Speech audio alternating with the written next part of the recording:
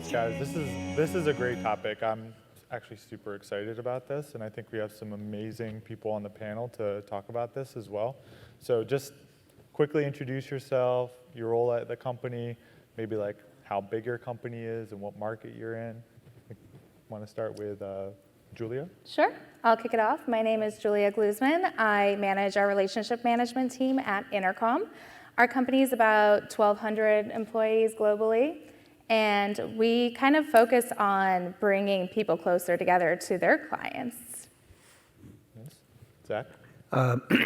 Excuse me. Zach Svensson, so I work at Tipalti. We're a payables company. I manage all of our alliances and business development. Been there for about 4.5 years, and watched it grow from 130 to 1,200 employees. So this is near and dear to my heart to scale. Nice. Sophia? Hi, I'm Sophia Tupolev. I'm from UserWay. We are a digital accessibility company, and we help companies that want to break down barriers in their digital experiences, and in that way, break down their own barriers to reaching the audiences that they would like to reach. Nice. Happy to be here. Yeah, thanks, guys. So first question here, these are kind of like rapid fire, so we'll just go one at a time. And so how does your company help businesses scale faster? Julia? Sure, whether it be through live chat or automation, we actually help businesses grow by bringing them closer to their clients than ever before, reducing response times, increasing satisfaction, leading to better and more streamlined marketing campaigns and better sales overall. Nice. Perfect. So at Tipalti, we streamline the entire payables process. So what we do is we take away the tedious tasks of supplier and vendor onboarding, the tax collection of W-8s, W-9s, compliance with the IRS, all the way through the payments to 190 different countries and 120 different currencies, and then the reconciliation piece of it. So what we're really doing is taking away that manual work and allowing our customers to really focus on what it takes to actually grow and scale. Yeah, one of the things that we do is that we make digital accessibility something that takes less time for companies, so they don't have to have dedicated teams working on, like you said, compliance is a big pain point. Also, accessible coding practices, development teams can streamline that as well. But we also really focus on how when you improve the experience and you break down barriers in accessibility, you create a more equal experience for more people to be able to access your website or your app or your documents. You're really contributing to the same things that influence, the UI, and that indirectly have an effect on SEO and performance. And your bounce rates are probably going to be affected by that because people will be able to stay on your website and engage with your content. So we look at it kind of from both angles. Nice. And Sophia, maybe just for everyone, if you could give an example of like what digital accessibility actually is, like in real life. That'd be useful. Sure. It's it either starts, in the design process when you're trying to, let's say, design a website. You probably should be auditing it to see if once it's coded, if it will actually be accessible. One of the simplest things to use as an example is a pizza ordering form. On Domino's, they had a famous case like recently where they were sued by someone who just couldn't order a pizza because the forms were not labeled properly, and it's something that's such a simple thing to do. But if a company doesn't actually have, intentionality around making their experiences accessible, it might not happen. And that's why, 97% of websites today are not accessible. And that's a huge amount of people that cannot participate fully in the digital world and the digital economy. And so sometimes it's something so simple, but it takes special intentions to do it. Mm-hmm. So. Okay, yeah. Thanks. So what new growth roadblocks are you seeing hitting businesses now that weren't there in years past? Is that to me? Yeah, Zach. Okay, so I'm sorry. I think there's a handful. The first one I would bring up is it's a lot harder to find talent, right? So the talent pool has shrunk because there's a lot more companies who are trying to do more and a lot of companies are trying to scale. So you're fighting for top talent, and previously it was a lot easier to get talent and to get good talent. I think that there's a lot more distractions nowadays too with AI and COVID and work from home, and there's a bunch of different things out there that can really shift your focus. from growth into just trying to hit the task at hand. That's a really good point. Okay. So why do so many businesses hit a growth plateau? And I'll kind of open it up, whoever wants to start. I can kind of kick us Yeah, off. okay. So I think something that we experienced, which I'm sure a lot of businesses like, trying to get on their way have experienced in the past, is we did get into that high-scale go model, and we hired a ton of really great talent, and we were so focused on being sales-led, and it just stopped working. Because eventually, there was so much competition on the market that did the exact same thing that we did. So we kind of had to shift our mindset and become more product-led and develop something that was unique, that had a unique audience, that would put us ahead of other clientele, that would put us ahead of other businesses that were doing exactly the same things that we were, and kind of getting our foot in the door to be special again, to continue to scale and continue to grow forward. And do you think so it sounds like you hit this plateau and then had to take a step back and then say, okay, let us establish why we're unique to the market, why our product's super valuable. And do you feel like if you had done that maybe more at the beginning, you wouldn't have hit this plateau to begin with? Totally. I think we had a really good vision. We wanted to be this super awesome all-in-one platform, right? And we were, but so were 80 other platforms. So we didn't really have a specialty. We weren't really focused solely on support or solely on marketing or solely on convert. And while that's all really good and well, and we've built a ton of really great products that have led our way forward to where we are today, I think we really had to hone in on something and be like, okay, but what are we the best at? Okay. And that's when we started leaning towards the support end of things to try to kind of evolve that. And I think over time, we'll continuously do that with different aspects of the business to continue to kind of build that all-in-one platform and make it stronger and stronger. But focusing on too many things at once, you really won't get anything done. It's a really, really good point. Anyone else have anything to add to that? I would compound that a little bit. I think you're spot on. I think product-led growth is important to really to build it out because it can be sales growth to begin with because you just want to sell, acquire those customers. But in order to make that work, I think you need really good cross-departmental communication and to have everyone marching towards that North Star, right? To have everyone be in lockstep because without that, people are going to start going in different directions and you're going to continue to plateau. That's a really good point too. And I think Zach and Julia, you guys both bring it from, you guys say they're small businesses, but it's about 1,200 employees, so so they're decently scaled. So that's a really good point as well. So what types of financial risks can businesses face as it grows?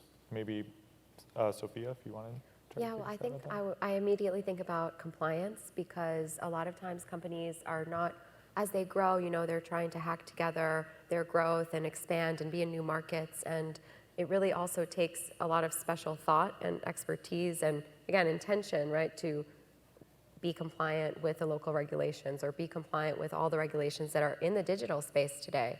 And I think that's a really important consideration that trips up companies and they end up having to go back and fix things that were not set up the right way. Yeah, that's a really good point. Okay. What challenges does a business face when expanding internationally? And maybe Zach, if you want to give this a shot, because I think Tipalti is quite an international business, so you probably have a lot of insight there. There's, we're an Israeli startup, so we started in Israel. We have two offices in the U.S. and 2 in Canada, 1 in the U.K. now, and 1 in the Netherlands as well. So we're living it, but we also help out a lot of customers when moving to international. The payments piece of it's really complex internationally. You have a lot of things to take into consideration, and you brought up kind of the compliance in each individual country is unique. We see that in the payment side of it too. There's a lot more fraud risk when you start making payments internationally. It's harder to keep that same vision and keep everyone cross-departmentally in communication with each other. You have language barriers, that's a huge risk, and culture barriers that can make it difficult to expand internationally. Yeah, that's a super good point. I think, does anyone else have anything they want to add to that? about internationally? Well, I think that my first job was in translation when I was in my 20s, and it was a hard lesson to learn that sometimes you translate the words, but you don't actually localize the message. And I think that even today, when we see, we're expanding into Latin America, we have a big push there, and we constantly have to be thinking about how our messaging, right? And as communications, I look at the message that works in one market, and I realize that I need expertise from that culture to help me see it through that lens. And it sounds like such a basic thing, but it's easy to skip the step and just translate the assets that you have. 100%. I think we did something really similar by expanding it into LATAM. Like, we've always had that client base, but we were noticing a giant deficiency. We were asking our clients to speak the same language as us. And that's not fair, and that's not the way to enhance their experience by any means. So we developed a LATAM team, most of which are either based there or are fluent or migrated. And I think that really helps with the messaging, with the way people talk, with the way people understand each other. And I think it gives us better insight overall, too, to our clients and what we can be doing better. Yeah, totally. And do you guys, so when you guys are expanding internationally, like, obviously you mentioned you have a Latin American team, the way that they communicate with the rest of your team, like, how do you overcome some of the cultural differences there internally as well, not just customer facing? I think internally is a little bit different because Yeah. it's a little bit lighter, right? And you Yeah. get that face-to-face with one another, Okay. and you get to read the signals, whether it's over video but it's not quite the same as talking to someone via chat. Yeah. It's a little bit more personal. It's easier to understand each other. And I think we have to pave the leeway for that. We have to allow people to think differently and to kind of be mendable and work alongside of that. A lot of us have very, very different cultural backgrounds. I would say Intercom's an incredibly diverse place to work. And we really aim to do that. We aim to make it first a place where people try to understand each other. Yeah, I think I also agree with that. I think having a mono culture is like not the best when it comes to just growing, because you don't get those different viewpoints, you don't get the different culture, and you don't get just the different types of people that are involved at your company that can really bring opinions to the table that you would have never even thought of, right? Because when you're just dealing with Americans, they have a very specific way of looking at things, right? Because of their culture. So I think that's a really good point. Okay. So the next question is very open-ended. What are some possible growth drivers in general? Or maybe specifically for your individual businesses? I think maybe Zach, if you want to take a shot at that. I think the two that come to my mind right away is first partnerships, because it's near and dear to my heart. That's what I manage, and it's it's an easy way. Well, maybe not easy. It's a quicker way to go to market with a lot better return working with partners. So diversifying how you go to market is a good one. You can go through a regular referral partnership, channel partnerships, reseller, et cetera. There's so many different options there. And we were talking about this a little bit before too. I think one of the key ways in order to build out that team or other areas is by looking into funding too, right? Because you're going to need some sort of fuel to help that growth engine. And that's a great way to spur growth. Yeah, I think that's a good point. I mean, that's kind of the vibe of this whole conference, right? Partnerships, and why it's so important. Does anyone else have anything to add about some of their growth drivers? Maybe if they're not partnerships, what are some other ways you guys are growing? Product. Product, yeah? I think I kind of hammered that into the ground a little bit. Yeah. Okay. And then how important, well, this pretty much, and the next question I think drives the point home about what Zach was saying with partnerships. So how important are partnerships to scale? I think for Zach, they're probably very, very important, but maybe Sophia, Yeah. you can comment on that as well. I mean, so many times when we talk about scale, we're talking about, concrete things like numbers and ARR and whatever it is. But really, so many of us, and I think most people can probably find this within their company, that you're trying to scale your values as well. And so for us, as a digital accessibility company, we think about the social impact of what we're doing, and we're thinking about how can we scale that value and find people that believe what we believe. Thankfully, it's more and more people that believe that the world should be a more, equitable place. But no matter what industry you're in, I think finding people to carry your message and scale your values with you is also a part of the equation when you're thinking about partnerships. Yeah. And that's that human element that we were talking about. Yeah, you got to find the right partners that have the same Right. values as you. Otherwise, Right. there's going to be a mismatch there in what Right. you guys are trying to accomplish. Right. So that's a really good point. Okay, so how does your company retain more customers? Maybe Julia? Sure. So my team actually is a team of relationship managers. So they focus on both retention and expansion. And I think the biggest thing that we do is we have incredibly high standards. I know that sounds so cheesy and so salesy of me to say, but we set our metrics higher for a reason than industry standards, because we sincerely think we can do it. And what Intercom does that's so unique is it brings our businesses closer to their clients, so we should be drinking our own Kool-Aid, right?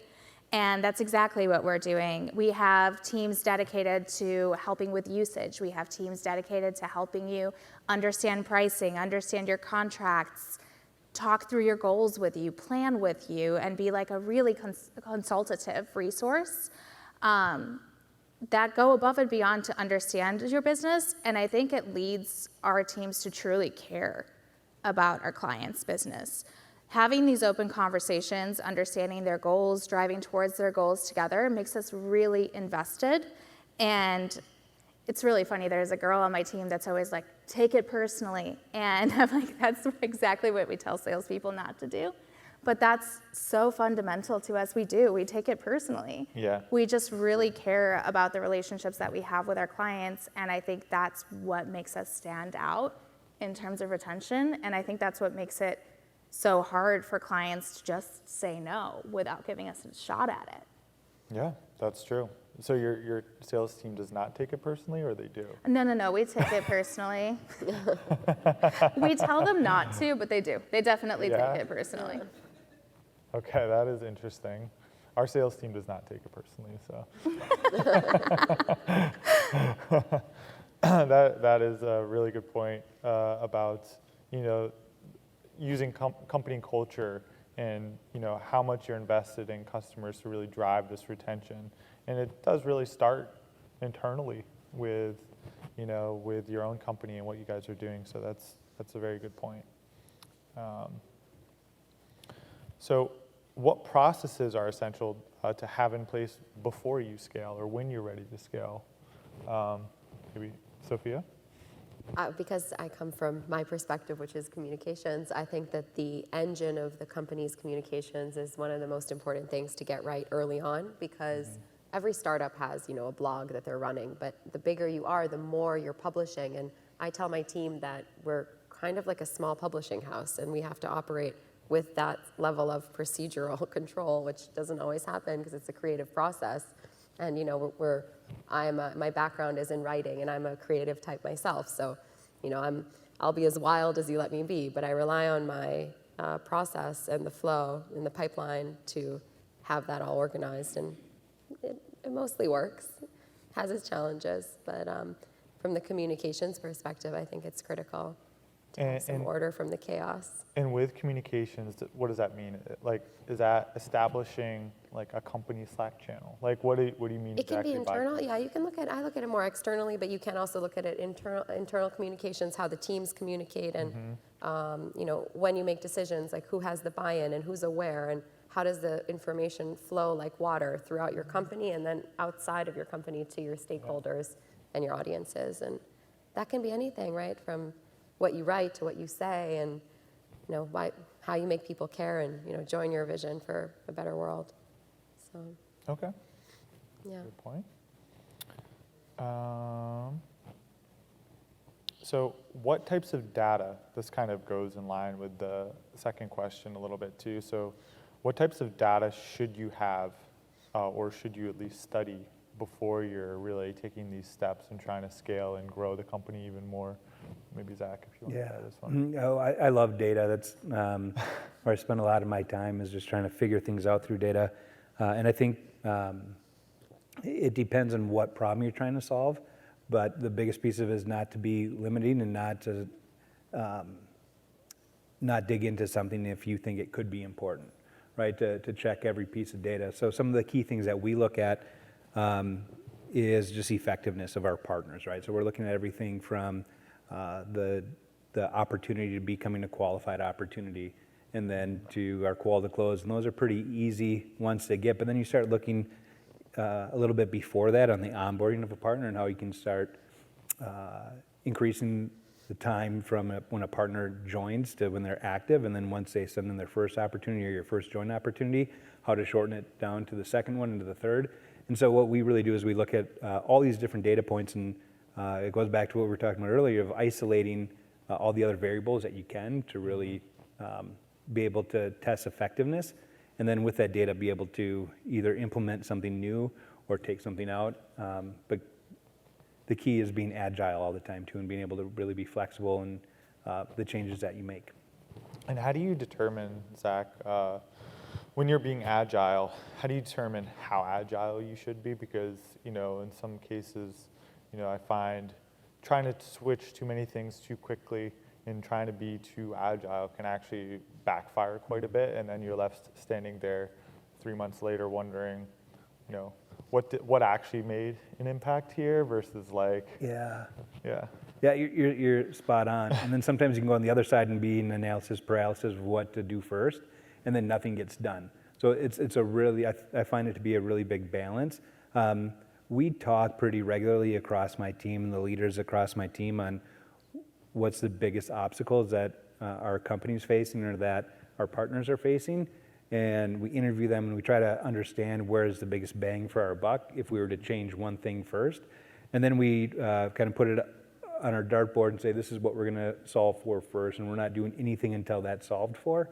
We might uncover a lot of other things that need to be worked on. We don't let ourselves be distracted by that. Okay. Yeah. Anyone else have anything they want to add to that?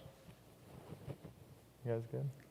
So the only other thing I would say, in terms of data, I think we always look at it like metrics, or we always look at it as a win rate or a percentage or a KPI. One thing that we're missing there is just client data, understanding our business, understanding our customers. I think that's something that we should consistently study and lean in towards. I think there's a lot of things that we can look at in terms of obviously infiltrating our clients and looking at the use cases. But apart from that, we should be pulling their needs, seeing where we can aid, and seeing what we can do to truly be a standout partner. Yeah, I mean, customers will tell you if you ask. Yeah.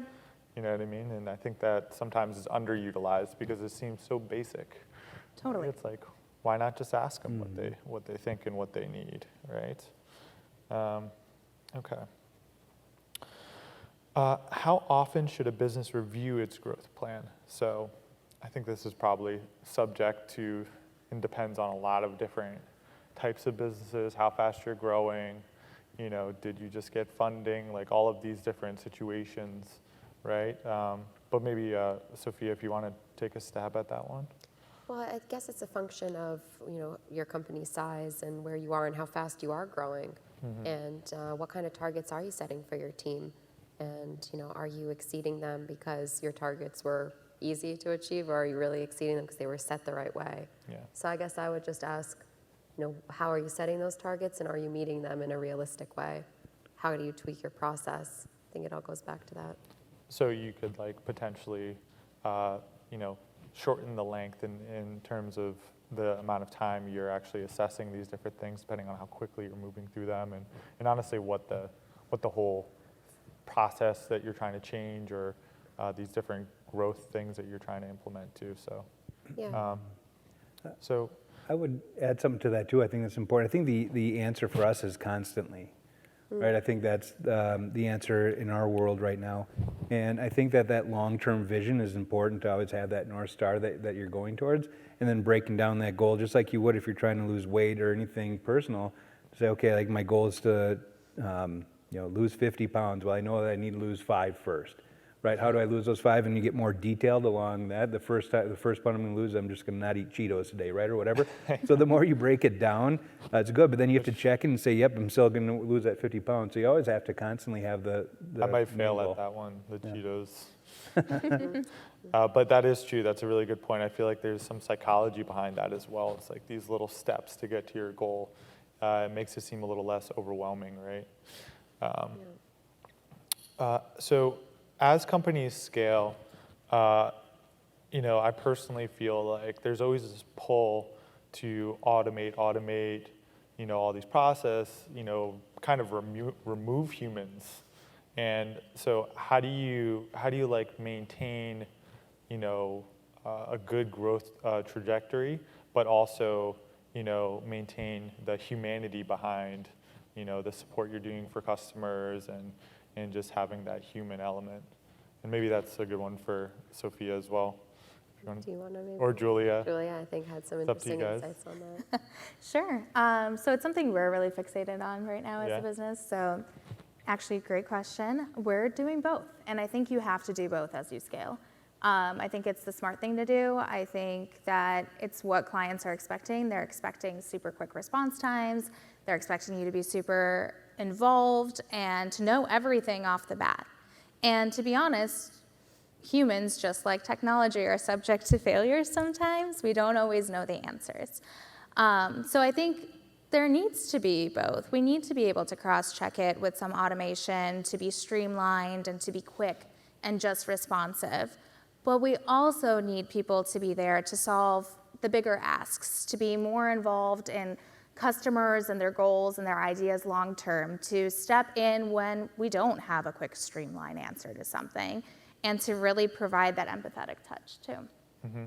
And I think, AI has obviously been a hot topic of recently, so I think this also falls into that same vein as like finding a good balance between how people are utilizing AI in their businesses, but also maintaining the relationships and scaling in a way that makes sense with humans as well. So I know that Intercom, we're actually going to be starting to test their AI. It's called Fin, to help our customers find answers more quickly with using our own help desk. So this is, I think, something that's super interesting that they're doing right away, and kind of like harnessing that, but also, making sure that we retain that human element is like super important.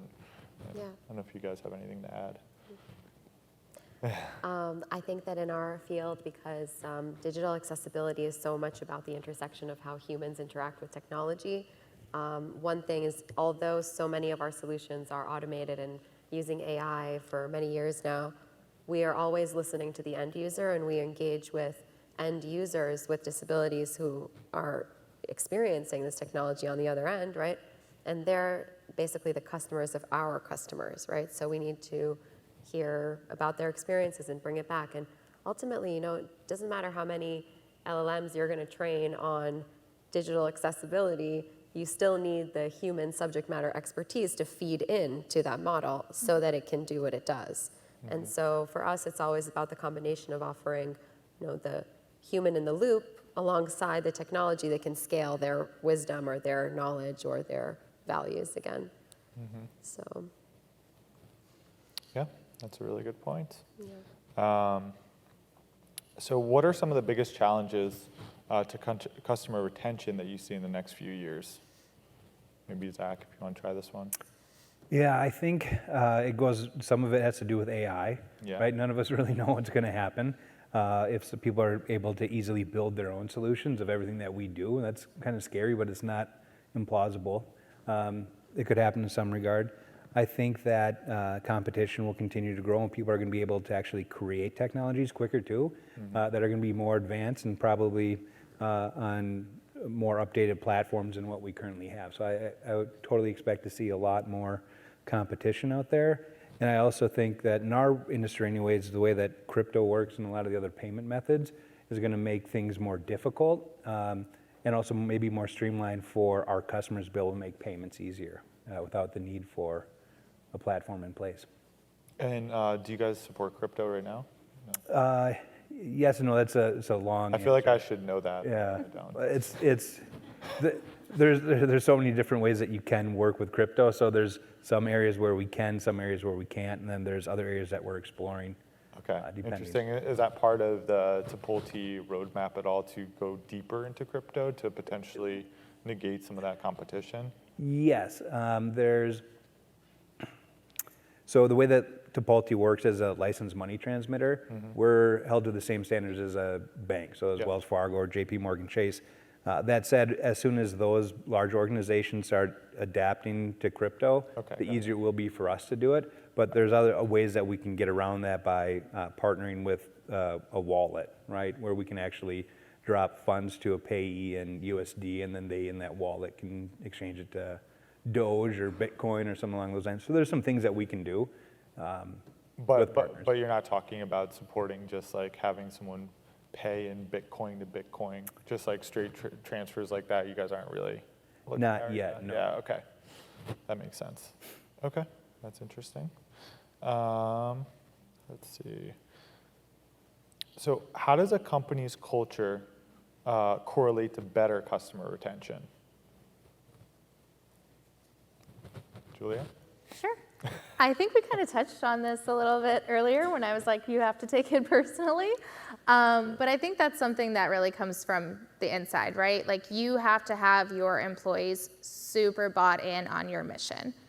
And that being said, we all have to be bought in on each other. We have to be a team, and you have to build this solid foundation, and none of that happens overnight, and no one's bought in right away. And of course, there's always those what ifs, and there's a million changes that happen daily and a million things that come up. I think the best thing you can possibly do is create a very human environment, right?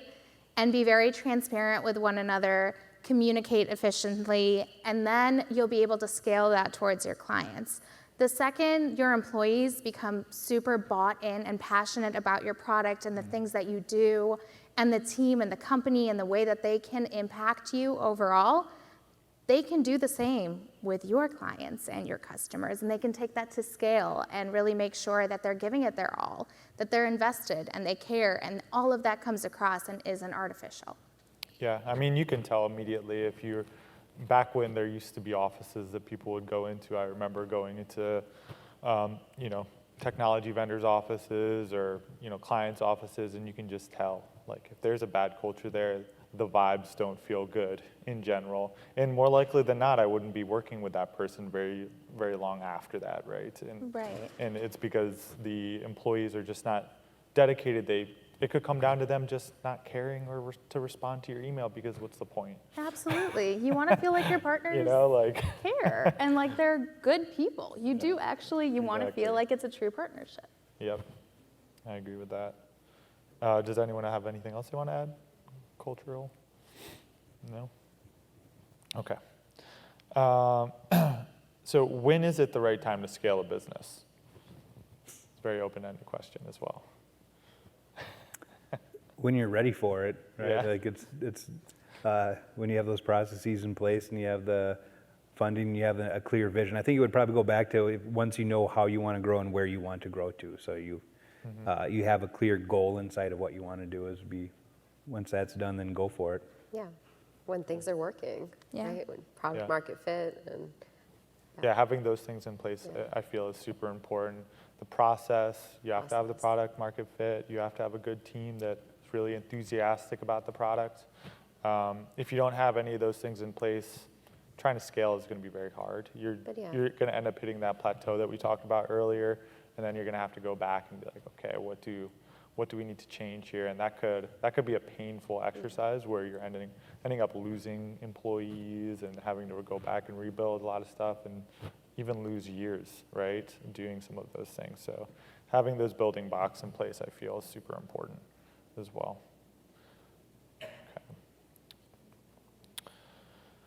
Okay. So staying in the same vein about building the right team. So how do you guys, I assume you guys are involved in the hiring process, at your respective companies. How do you build the right team at your company whether it be for a specific thing that they're doing or just in general? Like, what's the right way to build a team versus the wrong way, or some things that you see that go wrong when you're adding people that maybe shouldn't be on that team? I'll let Julia try this one. Sure. I mean, honestly, the members of my team are very involved in the hiring process. They're always there to do a quick culture fit check, but that's Yeah. nothing new or revolutionary. Yeah. I think the biggest thing is I kind of let them do it. Like once someone is hired and onboarded, they get paired with a buddy that's going to help them and set them up. So we create these connections for them.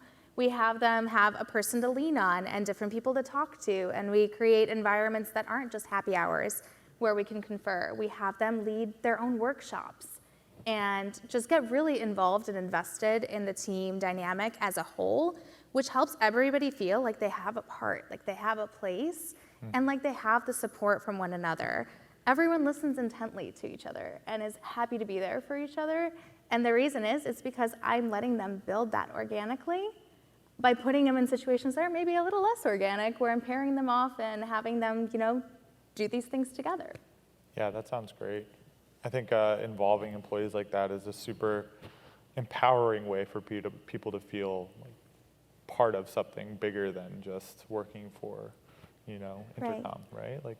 And I think it really is an investment. I think people really want to be invested in the work that they do. Okay. Anyone else have anything to add to that? I think knowing what you want, right? So it kind of goes to make sure that you're identifying who's the top performers on your team and trying to figure out those characteristics, and then not settling until you get it. Because a bad employee will set you way further back than not waiting the 2-3 months that it might have taken to find the right one. Yeah. And then trust your gut. I've made those decisions before where you're like, well, on paper this person's perfect, so I'm just going to move forward, and then, it's Yeah, bad news. I would almost rather hire someone with less skills on paper but a better cultural fit, knowing that you can always train those hard skills to some Yeah. degree. The culture is like, their key values are much harder to like instill in someone, and if you end up making that wrong hire, it almost feels like they suck the life out of a team sometimes. So it's better to, and also move quickly when it's not a good fit, and make changes and potentially terminate. Like, those are all really important things that I think just take time to learn and identify quickly as a manager. So, Can I add to that, actually? yeah, of course. I think, of course, in my role, my job is to make everything look good and sound good, and I'm always impressed by people who can present things well and articulate and be so smooth. But I also remind myself to look for the people that are less polished and are not necessarily the smoothest talker or the best presentation, because sometimes presentation skills can be shallow, and you don't actually see that someone can bring so much to the table, but they might have a challenge in how they communicate, or they might just not be, a professional communications person, right? And I think that for me, like seeing behind the veil of the presentation, that society expects us to show up and sit on a panel and sit up straight and speak confidently, right? And not tell you that I'm so scared right now, right? And be in this expectation zone that I think when you're trying to bring new members onto your team, it's important to look for the people that might not have that, veil of, smoothness to hide behind. And I think it's important too. Yeah, that's a really good point. Rounding out the team, I think like having people that are good at all these different things too is important. Okay, so I think we're pretty much at time, so I'd like to open it up to questions, if anyone has any. EJ. He likes to make Jack walk really far, so.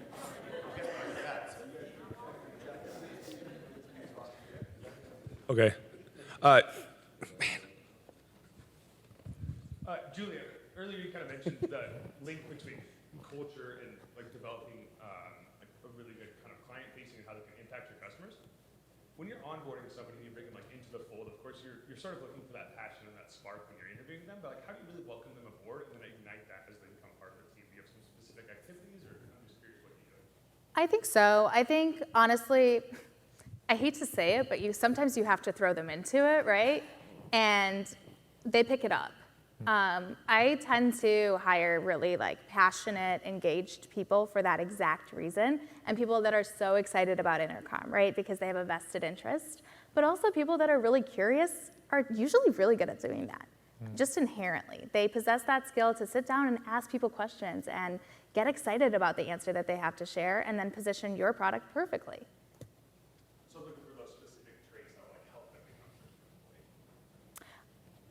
So I think we do a lot of onboarding exercises surrounding role plays, surrounding empowering that curiosity, asking more questions, boiling down to discovery, and kind of giving them more ability to ask questions. That's kind of why we partner them with buddies, so they have someone that they can annoy all day long with every question in the world, right? Because that's what you should be doing, and that's what makes a really good salesperson, is like not being annoying, but asking a lot of questions, sometimes being annoying. Seriously. Any other questions? When it comes to the hiring process, is there anything that your recruiting teams are not doing that you would love to see them do to help you build those teams you're looking for? It's a really good question. Jack is a HR recruiter, so Totally not the recruiter here. yeah. I can talk generally, not about us, but about generally what I'd like to see companies do more of. Yeah, sure. I think that as most people want to, have diversity in their hiring process, but it's more than, we kind of have to do this because we're engaged in the community and it's by default, like we're engaged with people that are more diverse and it's easier for us. So I don't want to talk about us, but a lot of companies, to actually take that step and have a really good pipeline of candidates that are from absolutely diverse backgrounds, sometimes it takes thinking out of the box, like partnering with workforce development NGOs in a real way, partnering with refugee organizations, partnering with advocacy or groups, and sources of candidates that may be unexpected, right? So that you can actually have pipeline for candidates that will make your company more diverse. And sometimes it's coming from an unexpected place that you have to kind of figure out a creative way to do it. Yeah, +1. thank you. Yeah, that's a really That's really interesting good. answer. Thanks, y'all. Yeah.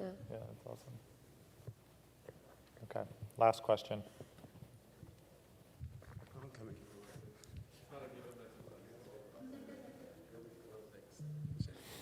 Okay, my question is about how to maintain culture as you scale. This could be based on your experience at your current companies or previous companies as well. So when you scale headcount dramatically, I won't name names, but it's obvious you guys have been in like companies that have scaled very fast. Culture is generally transmitted only by people, although training, and other things, documents and so forth, software can do a lot of process. How do you maintain culture? And have you seen the culture shift at your companies, and how so? I'll start with that one. So it's tough to be the first to answer. It's not an easy thing to do. I think that over the last 4 years we've grown tremendously, and we had COVID thrown in there, so we had people working remotely, which even exacerbates the issue of maintaining culture. And so we had to come up with creative ideas on how to do things. You can only go to so many happy hour Zooms before you start turning off your camera and you're doing laundry instead, right? So that doesn't do it anymore. I think the communication and is key. Everyone have it be on the same page and understand what the company mission is. And then we leverage a tool inside of Slack called Donut, which is actually really cool. It just randomly sets you up with another person inside your organization and puts time in your calendar for you just to get to know each other. And for me, I love that because I get to learn about how other parts of the organization are working. And then you just get to be curious, and it's like the water cooler talk that you don't get anymore because everyone's remote. I think onboarding is a huge piece of it too, to get everyone bought into the concept of where we're going as an organization. Mm-hmm.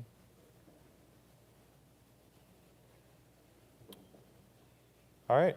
Thanks, everyone. Thank you.